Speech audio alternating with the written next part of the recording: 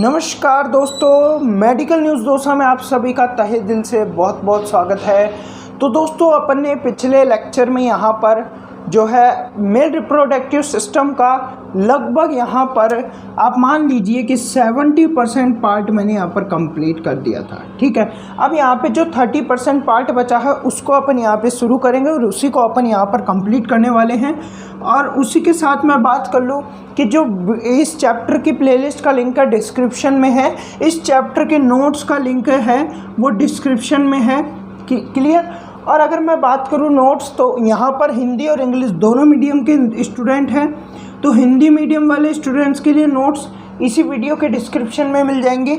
English medium वाले students के लिए नोट्स अभी बनाए जा रहे हैं, तो वो नेक्स्ट वीडियो के डिस्क्रिप्शन में मिलेंगे। ठीक है, जो इसकी लास्ट और फाइनल तो नहीं कह सकते अभी, इसकी दो वीडियो, एक वीडियो मान लो, दो मान लो, दो वीडियो मान लो, दो वीडियो और आएगी। तो जो इसकी फाइनली जो नेक्स्ट वीडियो आने वाली है इसके जस्ट बाद, उसके अंतर्गत आपको इंग्लिश मीडियम के नोट्स देखने को मिल जाएंगे। और अब अपन बात करते हैं यहाँ पर अपनी क्लास की, शुरू करते हैं आज का अपना टॉपिक। उससे पहले कुछ दो लाइनों को मैं बोलना चाहता हूँ कि मुश्किल नहीं है कुछ इस दुनिया में। क्या दोस्तों, मुश्किल नहीं है कुछ इस दुनिया में, तू जरा हिम्मत तो कर। क्या दोस्तों, मुश्किल नहीं है कुछ इस दुनिया में, तू जरा हिम्मत तो कर। सपने हकीकत में बदलेंगे, तू जरा कोशिश तो कर। दोस्तों, सपने हकीकत में बदलेंगे, तू जरा कोशिश तो कर। आपका जो सपना है बीएससी नर्सिंग करने का राजस्थान की टॉप कॉलेज से, वो पूरा होगा और कोई नहीं रोक सकता आपके सपने को पूरा होने से। बस ज़रूरत है डेली क्लास लेने की। जब भी मेरी क्लास आती है उसको लीजिए, नोट्स बनाइए और रिवीजन करते रहिए। अभी थोड़ी थोड़ी क्लासें भले आ रही होगी, लेकिन जिस दिन मैंने रफ्तार पकड़ी उस दिन आप ध्यान रखना, उस दिन मैं आपका सिलेबस बहुत अच्छे तरीके से कंप्लीट करा दूंगा। ठीक है दोस्तों, अभी केवल जो है आपको एक काम करना है, जो वीडियो आ रहा है उसको डेली लीजिए, नोट्स बनाइए, याद करिए बस। और वीडियोस को शेयर कीजिए, चैनल पर ट्रैफिक लेके आइए। जितना ज़्यादा आपका प्यार मिलेगा उतना बेहतर तरीके से आपको सरप्राइजेस के साथ मैं पढ़ाने वाला हूं। और आज की इस क्लास को यहाँ पे शुरू करते हैं। तो चलिए दोस्तों, टॉपिक डाल लीजिए आज का, एरेक्टाइल मसल्स।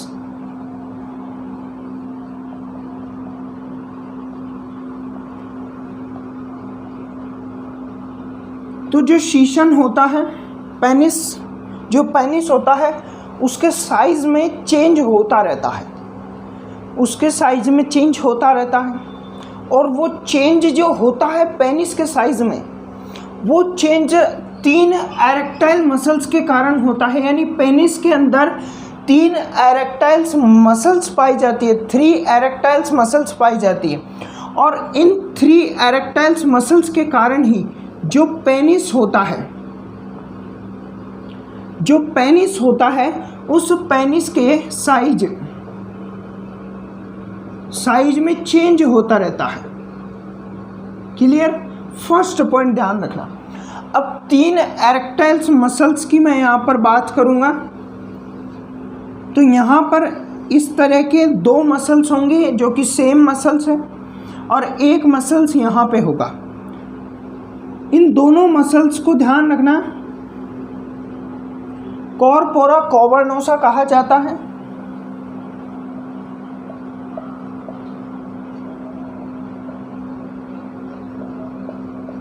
तो इन्हीं 3 में से 2 तो कॉर्पोरा कैवर्नोसा होता है, ठीक है, और एक जो होता है कॉर्पोरा स्पोरेंजिया होता है।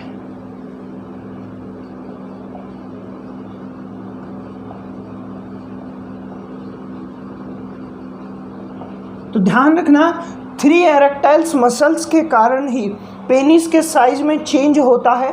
3 एरेक्टाइल्स मसल्स कौन कौन सी होती है? 3 एरेक्टाइल्स मसल में 2 तो कॉर्पोरा कैवर्नोसा होते हैं और दो नहीं,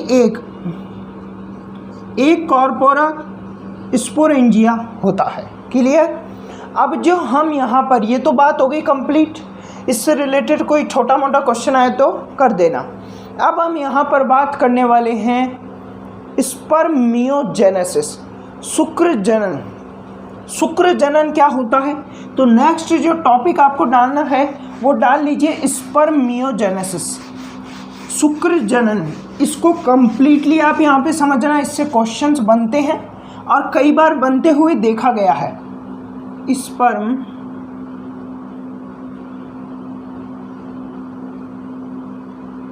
स्पर्मियो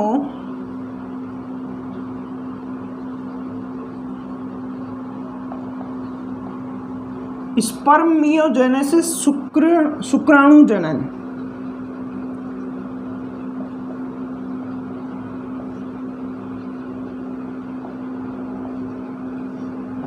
पहले तो इसकी जो डेफिनेशन है उसको समझो।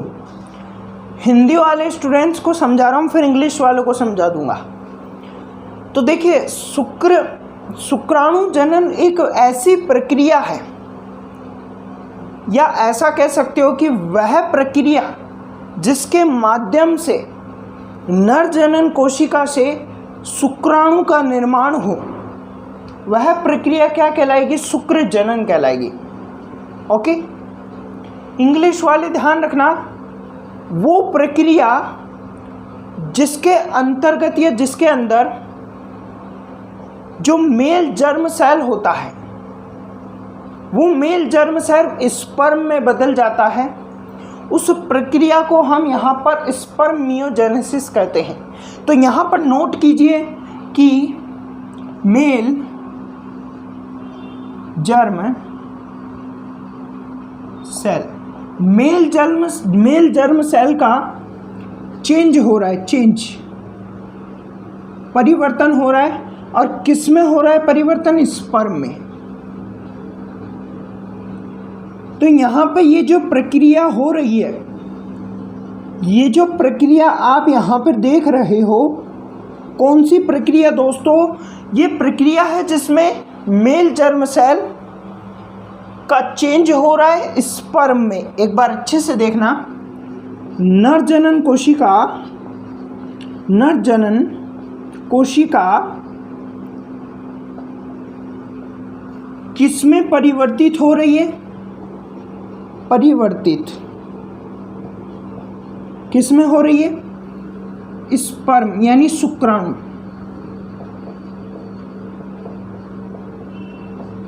तो ये जो प्रक्रिया है, ये प्रक्रिया ही यहां पर क्या कहलाती है? ये प्रक्रिया ही यहां पर शुक्राणु जनन कहलाती है।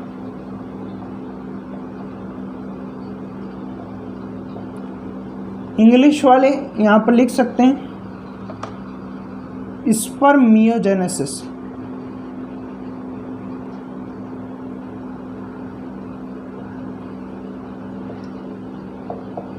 क्लियर? तो सबसे पहले स्पर्मियोजेनेसिस को समझ लो। अब बात आती है स्पर्मियोजेनेसिस होती कहाँ है? तो जो स्पर्मियोजेनेसिस की जो क्रिया है, प्रक्रिया है, ये स्पर्मियोजेनेसिस यानी शुक्राणु जनन जो होता है वह टेस्टिस में यानी वृषण में होती है। टेस्टिस में कहाँ पे होती है? तो टेस्टिस में टेस्टिक्यूलर लोब्यूल्स में होती है।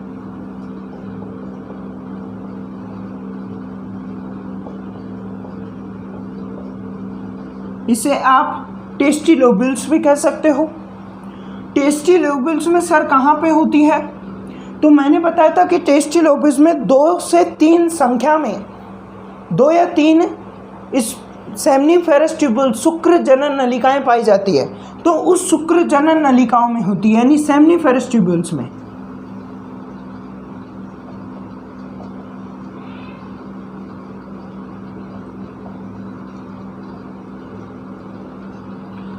तो सेमनीफेरस ट्यूब्यूल्स के अंतर्गत होती है यानी शुक्र जनन नलिका,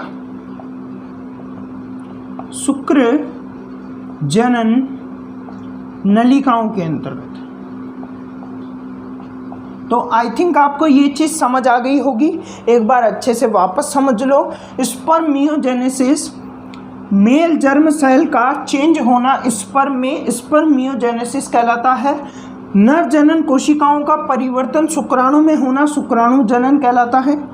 शुक्राणु जनन की प्रक्रिया स्पर्मियोजेनेसिस की प्रक्रिया कहाँ पे होती है? टेस्टिस में होती है।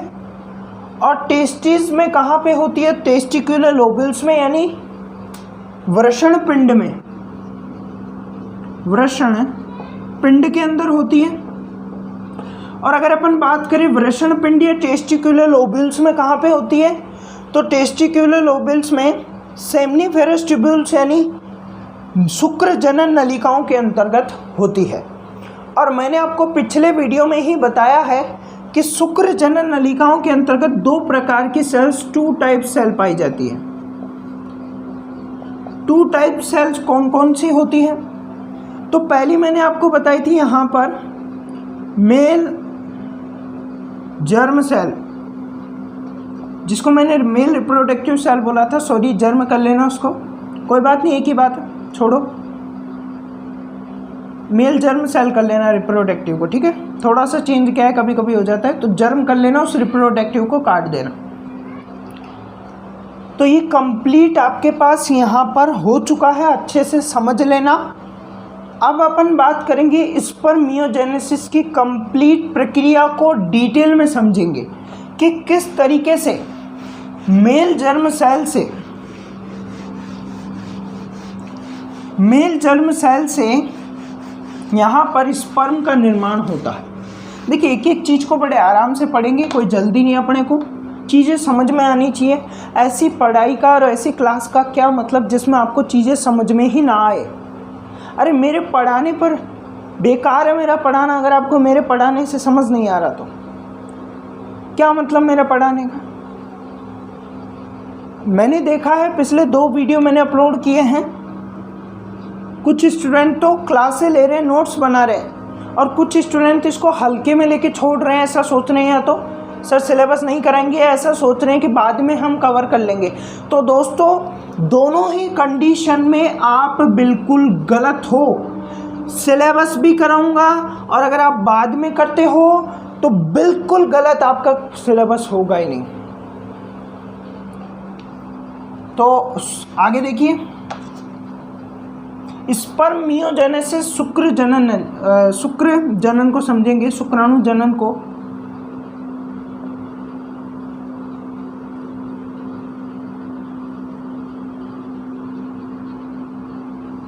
स्पर्मियोजेनेसिस शुक्राणु जनन।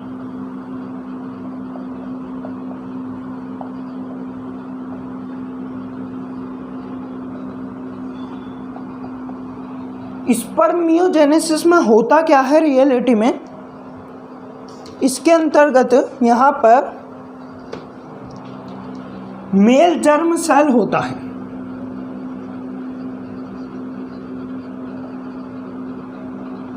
यानी नर जनन कोशिका।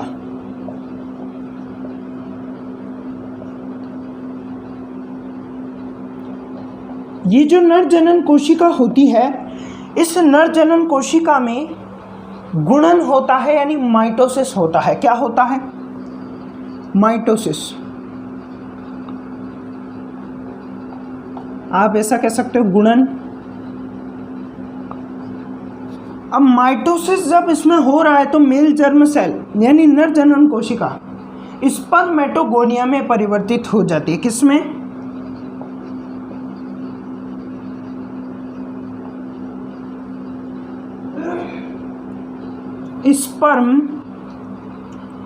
स्पर्मेटोगोनिया में परिवर्तित हो जाती है। ओके, अब एक चीज यहां पे ध्यान रखना कि जो मेल जर्म सेल होती है, ये mail germ cell diploid 2n अवस्था में होती है। डिप्लॉइड 2n होती है, द्विगुणित होती है, ठीक है। और ये जो होती है स्पर्मेटोगोनिया, ये भी 2n होती है, यानी द्विगुणित होती है, क्योंकि यहाँ पर माइटोसिस हो रहा है और माइटोसिस कभी भी 2n से n में नहीं बदलता है। द्विगुणित माइटोसिस के कारण कभी भी द्विगुणित कोशिका एक गुणित कोशिका में नहीं बदलती है, हमेशा द्विगुणित ही रहती है।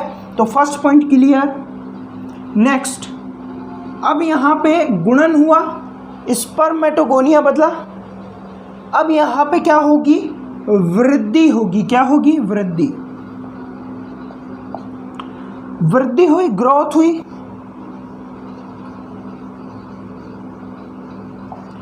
ग्रोथ हुई, तो जब ग्रोथ इस कोशिका में हुई, वृद्धि इस कोशिका में हुई, तो यह कोशिका प्राइमरी स्पर्मेटोसाइट में बदल गई। किसमें? Primary spermatocyte. ये कोशिका किस में बदल गई? प्राइमरी स्पर्मेटोसाइट में बदल गई। अब ये जो प्राइमरी स्पर्मेटोसाइट है ये भी द्विगुणित है, 2n है। ओके, अब प्राइमरी स्पर्मेटोसाइट से ट्विस्ट आना शुरू होता है, यानी अब प्राइमरी स्पर्मेटोसाइट बनने के बाद यहाँ पर मियोसिस फर्स्ट यानी अर्धसूत्री विभाजन पहला होता है। देखिए माइटोसिस यानी समसूत्री होता है, ध्यान रखना, समसूत्री, और यहां पर होगा मियोसिस फर्स्ट।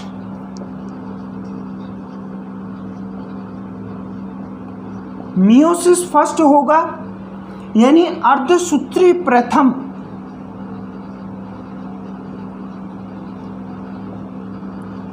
अर्धसूत्री फर्स्ट लिख देता हूं, वो यहां पर होगा, और ये किस में बदल जाएगी? सेकेंडरी स्पर्मेटोसाइट में बदल जाएगी। किस में? सेकेंडरी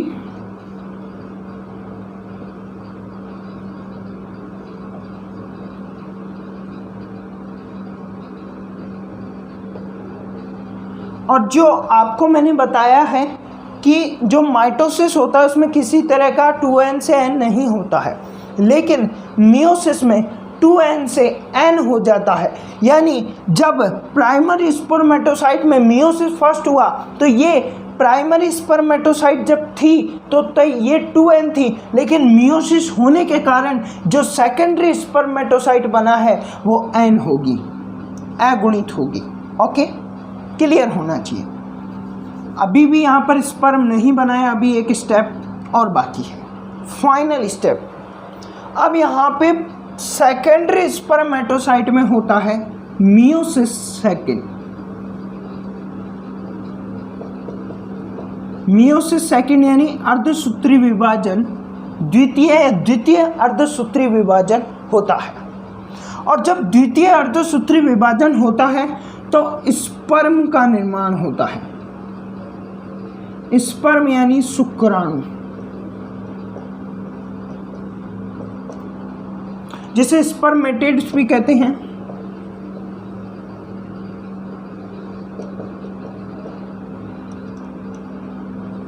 आप इसे ऐसा भी कह सकते हो कि मियोसिस सेकंड के बाद स्पर्मेटिड्स का निर्माण होता है। क्लियर? ये हो गई हमारे पास स्पर्मियोजेनेसिस की कंप्लीट प्रक्रिया। एक बार अच्छे से समझ लेते हैं वापस, अभी तो अपन ने लिखा था, अब समझते हैं। देखिए क्या होता है, मैं आपको थोड़ा अलग तरीके से समझाता हूँ कि एक व्यक्ति होता है जो कहाँ रहता है? गांव में रहता है। और कैसे गांव में रहता है? बहुत छोटे गांव में रहता है। अब ये तो कंफर्म है वो बहुत छोटे गांव में है, तो बहुत छोटे गांव से जब वो थोड़ा सा कस्बे में जाएगा तो कहीं ना कहीं उसमें थोड़ा बहुत चेंज देखने को मिलेगा, यानी वो कस्बे में थोड़ा सा स्टैंडर्ड होता है। तो यहाँ पर वो जैसे ही कस्बे में आएगा वो लोगों को देखेगा और उसके अनुरूप खुद को बनाने की कोशिश करेगा, तो वो चेंज हो जाएगा। ओके, फिर वो कस्बे से कभी शहर में जाएगा। जब वो शहर में जाएगा वो देखेगा यार और भी ज़्यादा स्टैंडर्ड है, उसके अनुरूप चेंज होएगा। फिर वो शहर से किसी अनोदर राज्य में जाएगा। फिर वो राज्य में जाके किसी डेवलप राज्य में जाके देखेगा यार और भी बढ़िया है, किसी दूसरे। फिर वो देश विदेश में जाएगा और भी ज़्यादा उसका स्टैंडर्ड, उसका नॉलेज बढ़ेगा। तो कहीं ना कहीं जब वो कस्बे में था तब और आज जब वो देश विदेश में जा चुका है तब में उसमें बहुत ज़्यादा अंतर हो जाएगा। पहले वो यहाँ था और अब वो यहाँ है, यानी हर एक स्टेप पे वो चेंज होता जा रहा है। राइट? उसी तरीके से ये एक मेल जर्म सेल होती है जिसके साथ जब कोई प्रक्रिया होती है तो उसके अनुरूप वो चेंज होती जाती है और फाइनली स्पर्म का निर्माण हो जाता है। और इसे ही हम यहाँ पर स्पर्मियोजेनेसिस कहते हैं। अब देखना, मेल जर्म सेल नर जनन कोशिका 2n अवस्था द्विगुणित अवस्था में है और इसमें हो रहा है समसूत्री विभाजन, माइटोसिस, गुणन। और इसके कारण ये जो हमारे पास मेल जर्म सेल है ये स्पर्मेटोगोनिया का निर्माण करता है, या ऐसा कह सकते हो कि जब मेल जर्म सेल में जब माइटोसिस होता है तो ये स्पर्मेटोगोनिया में बदल जाता है, जो कि 2n या द्विगुणित होता है। अब इसके अंदर वृद्धि होती है, ये वृद्धि करती है और वृद्धि के फलस्वरूप, ग्रोथ होने के फलस्वरूप प्राइमरी स्पर्मेटोसाइट का निर्माण होता है।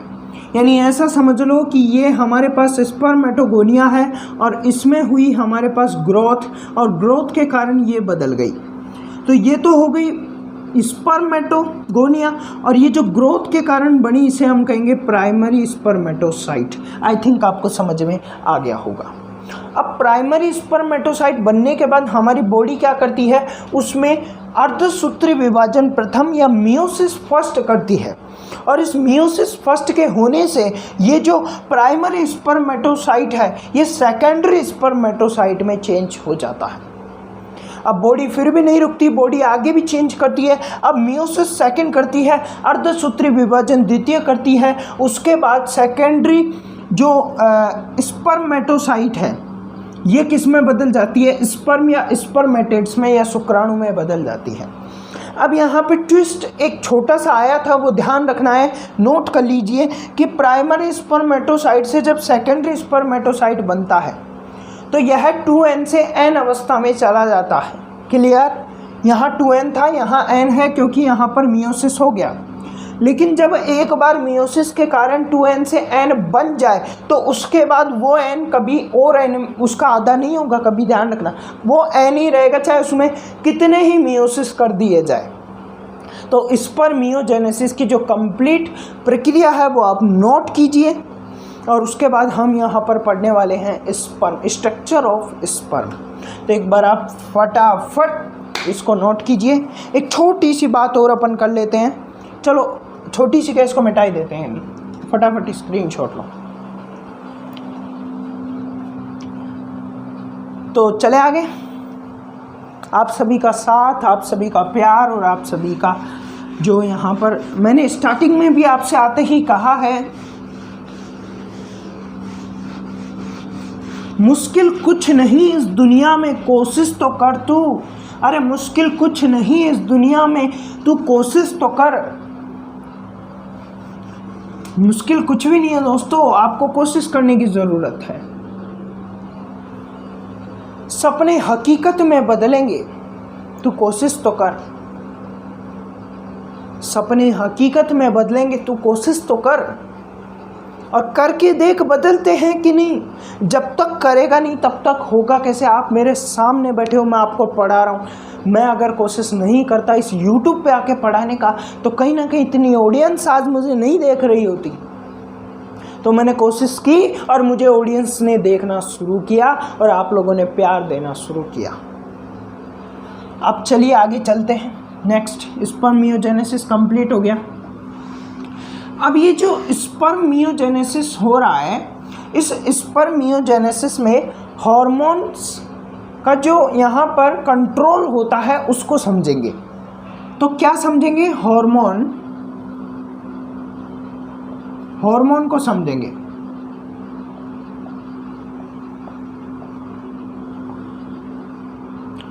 देखिए होता क्या है, यहाँ पर जो हाइपोथैलेमस होता है, कौन दोस्तों? जो हाइपोथैलेमस होता है, हाइपोथैलेमस,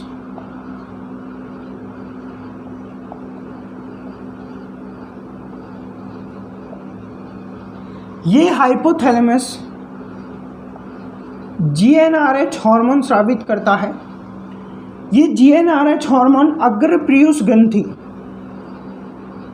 पिट्यूटरी ग्लैंड को प्रभावित करता है, उस पर इफेक्ट डालता है।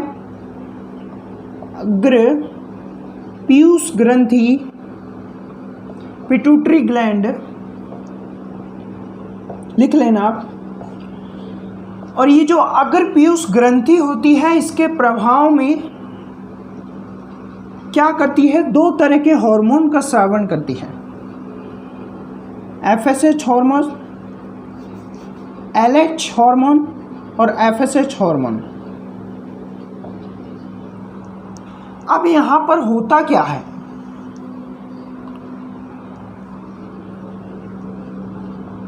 ये जो LH हार्मोन है ये जाता है सीधा यहां पर और किस पर इफेक्ट डालता है, लेडी सेल यानी अंतराली कोशिका।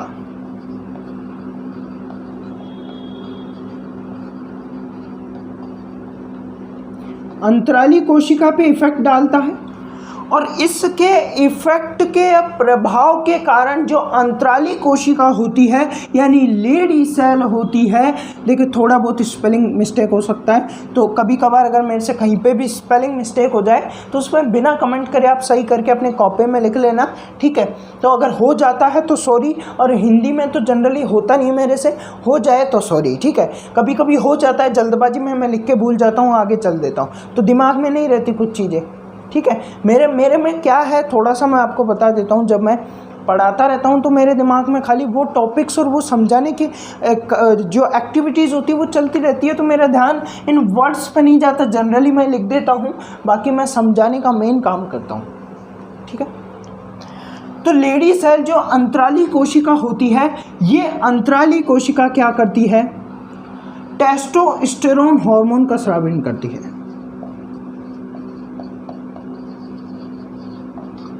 ये टेस्टोस्टेरोन किसका एग्जाम्पल है, एंड्रोजन का। और ये जो एंड्रोजन है, नर लैंगिक हार्मोन, ये जो नर लैंगिक हार्मोन है, ये नर लैंगिक हार्मोन स्पर्मियोजेनेसिस को कंट्रोल करता है।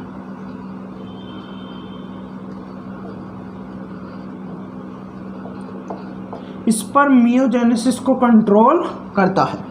तो LH हार्मोन का समझ में आ गया, ठीक है। अब नेक्स्ट देखना, अब ये जो FSH हार्मोन है, ये FSH हार्मोन कहाँ किसको प्रभावित करेगा सर, ये FSH हार्मोन सर्टोली कोशिका को प्रभावित करता है, सर्टोली कोशिका पे इफेक्ट डालता है, सर्टोली सेल, सर्टोली सेल पर इफेक्ट डालता है। और सर्टोली सेल इसके प्रभाव में क्या करती है, ये सर्टोली कोशिका इसके प्रभाव में पोषण प्रदान करने का कार्य करती है, यानी वृद्धि करने का कार्य करती है, वृद्धि प्रदान करती है, ग्रोथ देने का काम करती है। और इस ग्रोथ के कारण, इस पोषण के कारण स्पर्मियोजेनेसिस कंट्रोल होता है, क्लियर। उसके बाद नेक्स्ट इसका काम होता है, ABP प्रोटीन का स्रावन करती है। और ABP protein androgen binding protein इसे कहते हैं। ये एंड्रोजन बाइंडिंग प्रोटीन इस नर लैंगिक हार्मोन एंड्रोजन टेस्टोस्टेरोन को कंट्रोल करता है, और इसको कंट्रोल करने से ये स्पर्मियोजेनेसिस कंट्रोल होता है।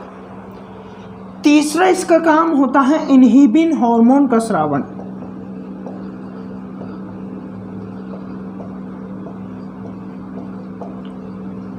इनहिबिन हार्मोन का सिक्रेशन होता है, और ये इनहिबिन हार्मोन का काम होता है, अगर मान लीजिए कि FSH की मात्रा बहुत ज़्यादा हो जाती है तो इनहिबिन हार्मोन इसको संदमित करता है, इसको कम करता है, इसकी मात्रा को कम करता है। एक बार अच्छे से समझ लेना, कंप्लीट हार्मोन ये ख़त्म होता है, इसको अच्छे से समझना कि हाइपोथैलेमस GnRH हार्मोन स्रावित करता है। ये GnRH हार्मोन के प्रभाव में अग्र पीयूष ग्रंथि LH और FSH हार्मोन स्रावित करती है। सिक्रेशन होता है पिट्यूटरी ग्लैंड के द्वारा, कौन कौन से हार्मोन्स का, LH और FSH हार्मोन। फुल फॉर्म की ज़रूरत नहीं पड़ेगी, ओके। LH हार्मोन जाता है लेडी सेल अंतराली कोशिका पर, इसको इफेक्ट डालता है और इफेक्ट के कारण जो लेडी सेल होती है वो टेस्टोस्टेरोन यानी एंड्रोजन का सीक्रेशन करती है। एंड्रोजन क्या है? नर लैंगिक हार्मोन। ये जो नर लैंगिक हार्मोन होता है, ये नर लैंगिक हार्मोन किसको नियंत्रित करता है? स्पर्मियोजेनेसिस यानी शुक्राणु जनन की प्रक्रिया को नियंत्रित करता है। कंट्रोल किसको करता है? स्पर्मियोजेनेसिस को। उसके बाद यहाँ पे जो FSH हार्मोन का कार्य खत्म। अब FSH हार्मोन जाता है सर्टोली कोशिका के पास, सर्टोली सेल के पास। सर्टोली सेल FSH के प्रभाव में, इफेक्ट में 3 काम करती है। कौन कौन सा? पहला, पोषण या वृद्धि या ग्रोथ का काम करती है, जिसके कारण स्पर्मियोजेनेसिस की जो प्रक्रिया है वो कंट्रोल होती है, नियंत्रित होती है। सेकंड जो ये काम करती है, ABP प्रोटीन यानी एंड्रोजन बाइंडिंग प्रोटीन का स्रावन। ये एंड्रोजन बाइंडिंग प्रोटीन, यहाँ पे जो एंड्रोजन हार्मोन का स्रावन किया गया है, उस एंड्रोजन हार्मोन का जो सीक्रेशन किया गया है, उस एंड्रोजन हार्मोन को नियंत्रित करती है, कंट्रोल करती है एंड्रोजन बाइंडिंग प्रोटीन। जो थर्ड ये सर्टोली कोशिका का काम होता है वो होता है इनहिबिन हार्मोन का सीक्रेशन, इनहिबिन हार्मोन का स्रावन। ये जो इनहिबिन हार्मोन होता है ये FSH को नियंत्रित करता है, कंट्रोल करता है। FSH की मात्रा अगर मान लीजिए बढ़ जाती है तो इनहिबिन हार्मोन भी बढ़ जाता है और ये कंट्रोल हो जाते हैं। ओके, ये कंप्लीट हार्मोन कंट्रोल है, इसको अच्छे से देख लेना। और क्वेश्चन अगर यहाँ से बनेगा तो इससे बाहर एक भी क्वेश्चन आपको देखने को नहीं मिलेगा। अब बाकी आपके विश्वास की बात है, विश्वास रहता है तो सब कुछ पॉसिबल है दोस्तों। चलिए अब चलते हैं हम लास्ट फाइनल, स्पर्म की संरचना, स्ट्रक्चर ऑफ स्पर्म यानी शुक्राणु की संरचना। और नर जनन तंत्र, मेल रिप्रोडक्टिव ऑर्गन कंप्लीट होता है। फिर उसके बाद फीमेल रिप्रोडक्टिव ऑर्गन स्टार्ट होगा, जिसके लगभग शायद मेरे हिसाब से तो 1 लेक्चर आएगा, बट हो सकता है 2 लेक्चर हो जाए। क्यों? डिपेंड करता है कितना टाइम लगता है। 90% चांस है कि 2 लेक्चर आएंगे, बट हो सकता है 1 भी हो जाए, कुछ नहीं कह सकता। ठीक है, अब देखो स्ट्रक्चर ऑफ स्पर्म, शुक्राणु की संरचना।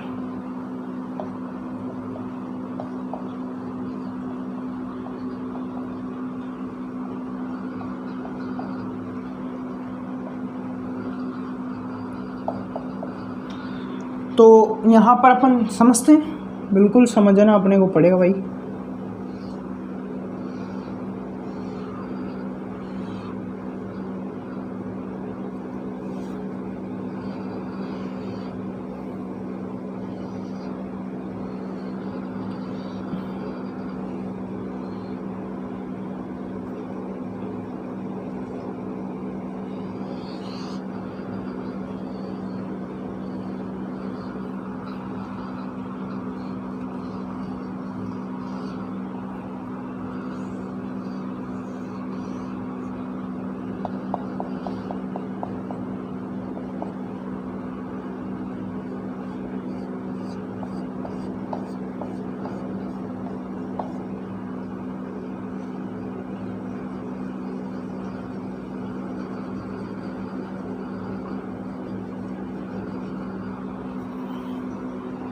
तो देखो इसके जो है 3 पार्ट होते हैं।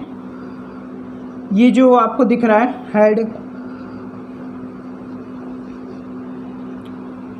हेड वाला पार्ट होता है सीड्स, ये मिडिल पार्ट होता है मध्य भाग, ये नेक वाला पार्ट होता है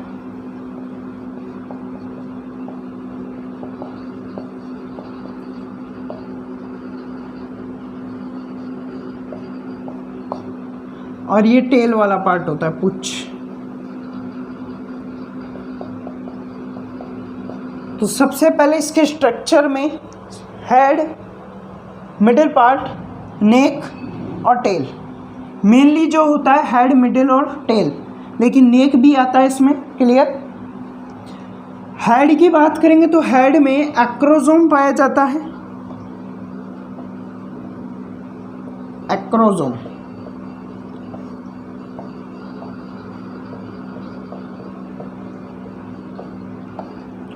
एक्रोसोम का काम क्या होता है? जो एक्रोसोम का कार्य होता है उसकी अगर मैं बात करूं, अंडाणु ओवम,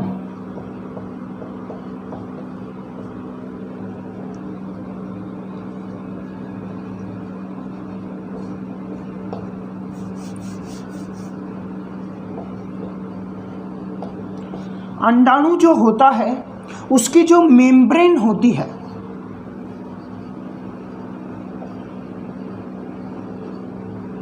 उस मेम्ब्रेन यानी आवरण, बाह्य आवरण, उसको डिसॉल्व करता है, यानी जो है घोलता है।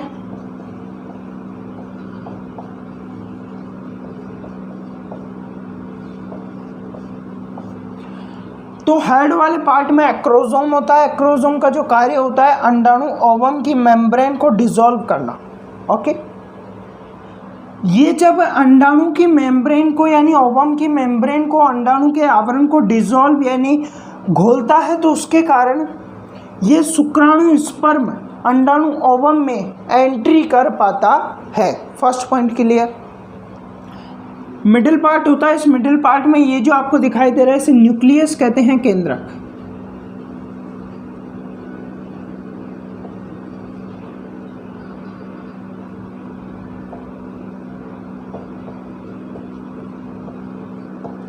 केंद्रक कहते हैं।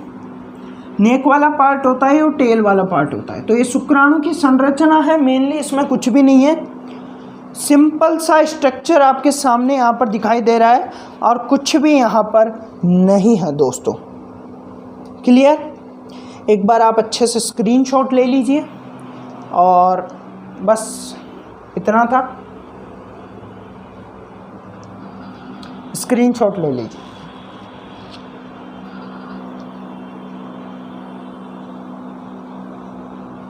इसमें नेक वाले पार्ट में दो प्रकार की चीज़ें पाई जाती है। समीपस्थ तारक केंद्र, इसको इंग्लिश में तो पता नहीं क्या बोलते हैं, तारक काय, सेंट्रियोल। तारक काय को तो सेंट्रियोल बोलते हैं, बस समीपस्थ को क्या बोलते हैं एक बार कमेंट कर देना। समीपस्थ को इंग्लिश में क्या बोलते हैं वो कमेंट कर देंगे आप, इंग्लिश मीडियम वाले कमेंट में चेक कर लेना, ठीक। समीपस्थ तारक केंद्र का कार्य होता है विदलन, विदलन करना। क्लियर। ये क्या होता है विदलन, तो आगे समझेंगे, इसको केवल इतना छोड़ दो। नंबर 2 दूरस्थ तारक केंद्र, तारक का है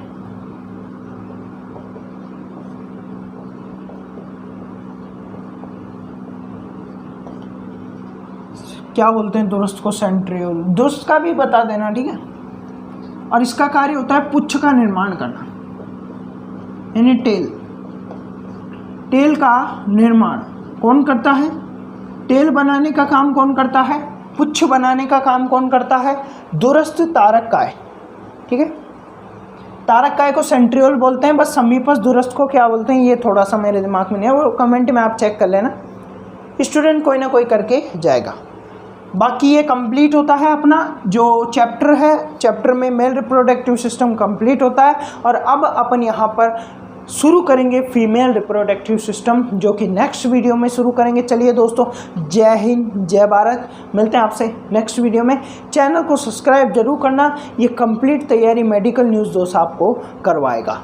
चलिए दोस्तों, जय हिंद।